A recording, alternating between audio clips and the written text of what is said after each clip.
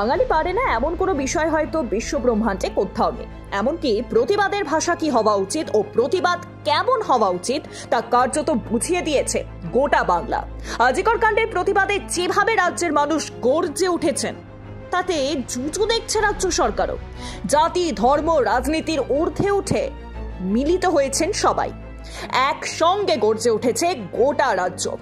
আন্দোলন ছড়িয়ে পড়েছে বিভিন্ন প্রান্তে, আর সেই আন্দোলনের আঁচ পড়ল শিক্ষক দিবসেও। আজিকরের ঘটনার কথা মাথায় রেখে অভিনব পদ্ধতিতে রাজ্যের বিভিন্ন প্রান্তে শিক্ষক দিবস পালন করলেন অনেকেই। আজিকরের ঘটনার প্রতিবাদে রায়গঞ্জ মেডিকেল কলেজের চিকিৎসক এবং অধ্যাপকরা এবার শিক্ষক দিবসে উপোস করার সিদ্ধান্ত নেন। এছাড়া পড়ুয়াদের থেকে কোনো উপহারও নেননি তারা। শুধুমাত্র তাই নয়, বৃত্তিমূলক শিক্ষাদানকারী চুক্তিভিত্তিক শিক্ষকদের একাংশ হাওড়া স্টেশন এবং বাস স্ট্যান্ড চত্বরে বাটি হাতে ভিক্ষা করে প্রতিবাদ জানান।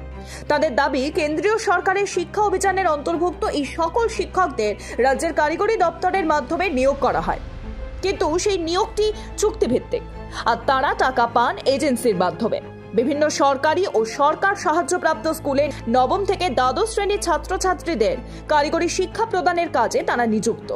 তাদের স্বল্প বেতনে বছরের পর বছর কাজ করানো হচ্ছে, অথচ মিলছে না কোনো সামাজিক সুরক্ষার কোনো সূচক। কয়েক মাস ধরে তাদের বেতনও বকেয়া রয়েছে।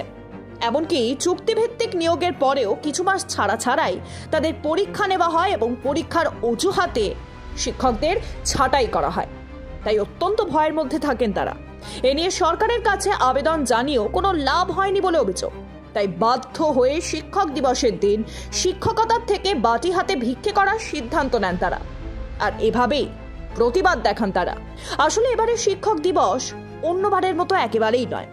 আজিকরের ঘটনা নারী নিরাপত্তার দুর্দশা চোখে আঙুল দিয়ে দেখানোর পর মহিলাদের প্রতি হওয়া নির্যাতনের বিরুদ্ধে প্রতিবাদী আওয়াজ উঠেছে সমাজের সর্বস্তর থেকে।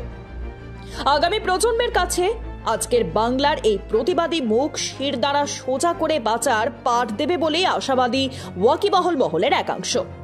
Bureau report, Ritam Bangla.